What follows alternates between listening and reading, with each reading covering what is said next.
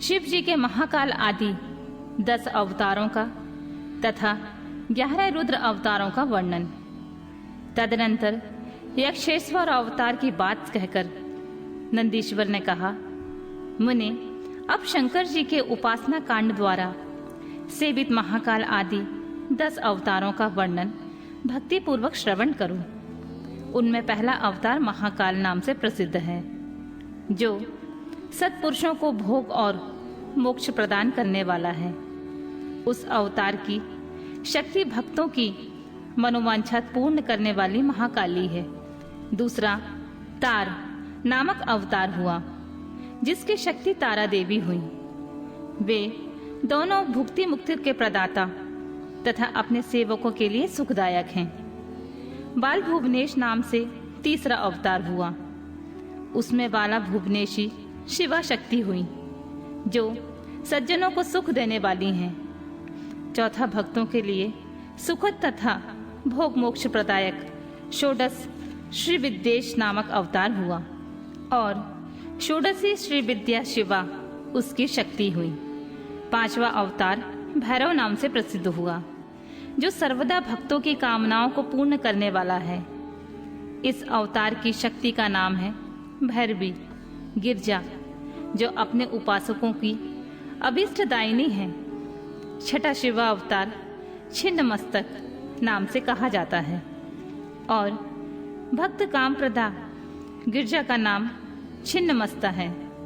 संपूर्ण मनोरथों के दाता शंभु का 7वां अवतार धूमवान नाम से विख्यात हुआ। उस अवतार में श्रेष्ठ उपासकों की लालसा पूर्ण करने वाली शिवा धूमावती हुई। शिवा का 8वां सुखदायक अवतार बगलामुख है। उसकी शक्ति महान आनंददायिनी बगलामुखी नाम से विख्यात हुई। 9वां शिवा अवतार मातंग नाम से कहा जाता है।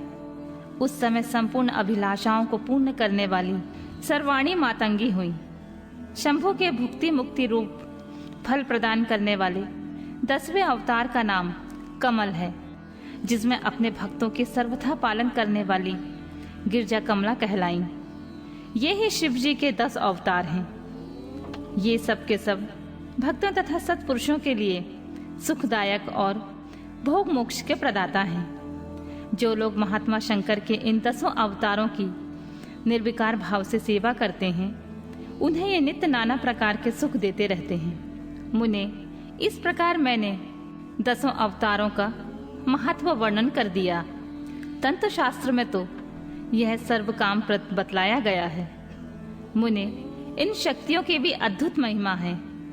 तंत्र आदि शास्त्रों में इस महिमा का सर्व काम प्रद रूप से वर्णन किया गया है।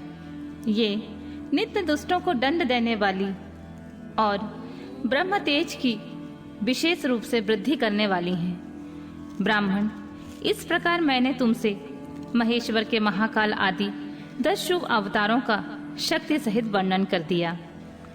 जो मनुष्य समस्त शिव पर्वों के अवसर पर इस परम पावन कथा का भक्ति पूर्वक पाठ करता है, वह शिव जी का परम प्यारा हो जाता है। इस आख्यान का पाठ करने से ब्राह्मण के ब्रह्म तेज की वृद्धि होती है, क्षत्रिय विजय लाभ करता है, वैश्य धनपति हो जाता है, शूद्र को सुख की प्राप्ति होती है। शिव भक्तों को यह चरित्र सुनने से सुख प्राप्त होता है और उनकी शिव भक्ति विशेष रूप से बढ़ जाती है। मुने, अब मैं शंकर जी के 10 श्रेष्ठ अवतारों का वर्णन करता हूँ। सुनो, उन्हें श्रवण करने से असत्यादि जनित बाधा पीड़ा नहीं पहुंचा सकती। पूर्व काल की बात है, एक बार इंद्र सहित समस्त देवता दैत्यों से पराजित हो गए। तब वे भयभीत होकर अपनी पुरी अमरावती को छोड़कर भाग खड़े हुए। यूं दैत्यों द्वारा अत्यंत पीड़ित हुए वे सभी देवता कश्यप जी के पास गए।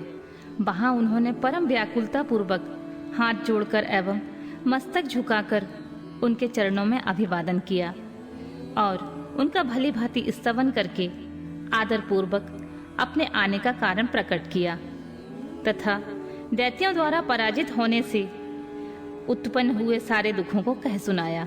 तात तब उनके पिता कश्यप जी देवताओं की उस कष्ट कहानी को सुनकर अधिक दुखी नहीं हुए, क्योंकि उनकी वृद्धि शिव जी में आसक्त थी।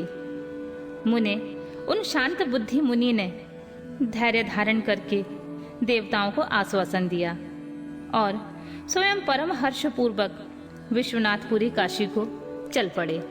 वहां पहुंचकर उन्होंने गंगा जी के जल में स्नान करके अपना नित्य नियम पूरा किया और फिर आदर पूर्वक उमा सहित सर्वेश्वर भगवान विश्वनाथ की भली भांति अर्चना की।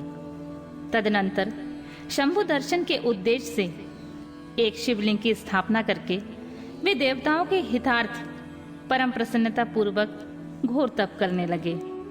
मुनि शिव जी के चरण कमलों में आसक्त मन वाले धैर्यशाली मुनिवर कश्यप को जब तप करते हुए बहुत समय व्यतीत हो गया, तब सत्पुरुषों के गति स्वरूप भगवान शंकर अपने चरणों में तल्लीन मन वाले कश्यप ऋषि को वर देने के लिए वहां प्रकट हुए। भक्त वत्सल महेश्वर प्रसन्न तो थे ही, अतः वे अपने भक्त मुनिवर कश्यप से बोले, वर मांगो। उन महेश्वर को देखते ही प्रसन्न बुद्धि वाले देवताओं के पिता कश्यप जी हर्षमग्न हो गए और हाथ जोड़कर उनके चरणों में नमस्कार करके स्तुति करते हुए यूं बोले, महेश्वर, मैं सर्वथा आपका शरणागत हूँ। स्वामी, देवताओं के दुख का विनाश करके मेरी अभिलाषा पूर्ण कीजिए। देवेश, मैं पुत्रों के दुखों से विशेष दुखी हूँ, अतः ईश मुझे सुखी कीजिए, क्योंकि आप देवताओं के सहायक हैं। नाथ, महाबली दैत्यों ने देवताओं और यक्षों को पराजित कर दिया है, इसलिए शंभु आप मेरे पुत्र रूप से प्रकट होकर देवताओं के लिए आनंददाता बनिए। नंदीश्वर कहते हैं, मुने कश्यप जी के ऐसा कहने पर सर्वेश्वर भगवान शंकर उनसे तथास्तु ऐसा ही होगा यूं कहकर उनके सामने से वही अंत ध्यान हो गए। तब कश्यप भी महान आनंद के साथ तुरंत ही अपने स्थान को लौट गए।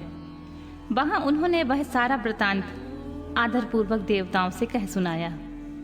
तदनंतर भगवान शंकर अपना वचन सत्य करने के लिए कश्यप द्वारा सुरभि के पेट से 11 रूप धारण करके प्रकट हुए। उस समय महान उत्सव मनाया गया, सारा जगत शिवमय हो गया। कश्यप मुनि के साथ साथ सभी देवता हर्ष विभोर हो गए। उनके नाम रखे गए कपाली, पिंगल, भीम, विरूपाक्ष, बिलोहित, शास्ता, अजपाद, अहिबुध्यन, शंभु, चंड और भव। ये 11 रुद्र सुरभि के पुत्र कहलाते हैं। ये सुख के आवास स्थान हैं तथा देवताओं की कार्य सिद्धि के लिए शिव रूप से उत्पन्न हुए हैं। ये कश्यप नंदन वीरवर रुद्र महान बल पराक्रम संपन्न थे। इन्होंने संग्राम में देवताओं की सहायता करके दैत्यों का संहार कर डाला। इन्हीं रुद्रों की कृपा से इंद्र आदि देवगण दैत्यों को जीतकर निर्भय हो गए। उनका मन स्वस्थ हो गया और वे अपना अपना राज्यकार संभालने लगे।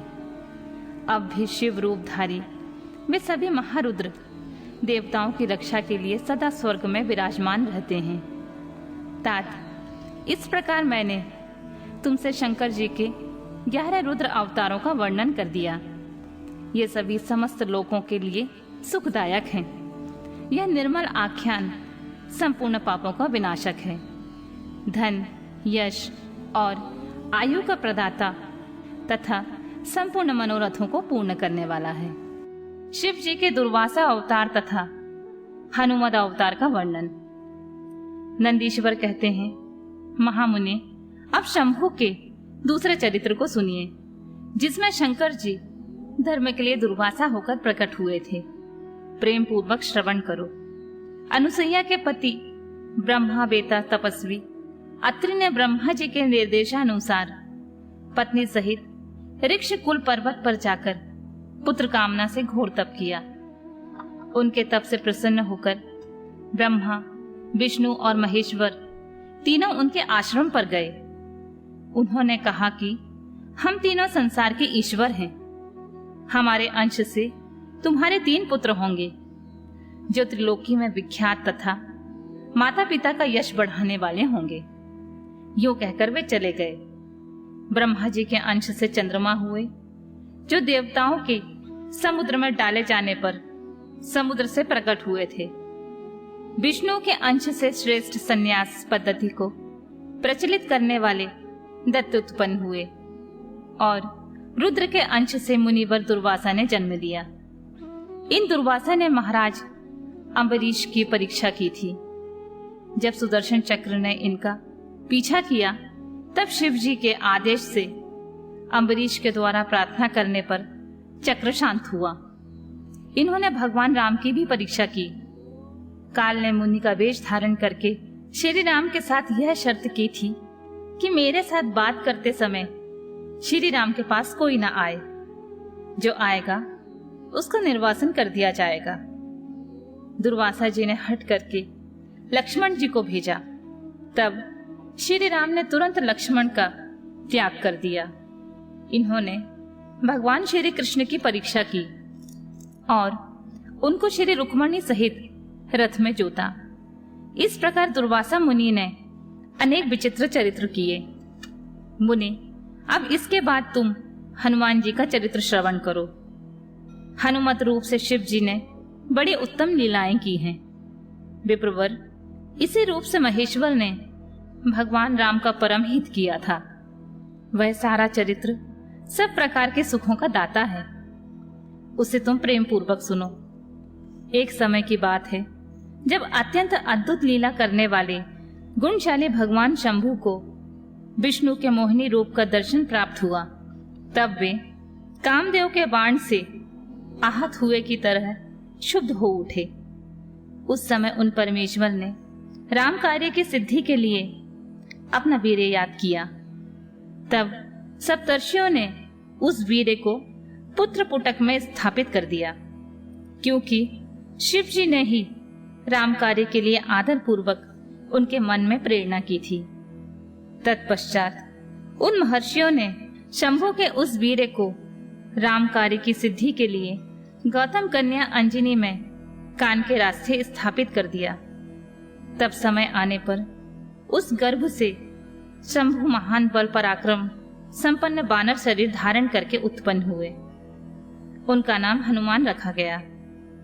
महाबली कपीश्वर हनुमान जब शिशु ही थे, उसी समय उदय होते ही सूर्य बिंब को छोटा सा फल समझकर तुरंत ही उसे निगल गए। जब देवताओं ने उनकी प्रार्थना की, तब उन्होंने उसे महाबली सूर्य जानकर उगल दिया। तब देवर्षियों ने उन्हें शिव का अवतार माना और बहुत सा वरदान दिया। तदनंतर हनुमान अत्यंत हर्षित हो अपनी माता के पास गए और उन्होंने सारा वृतांत आदर पूर्वक कह सुनाया।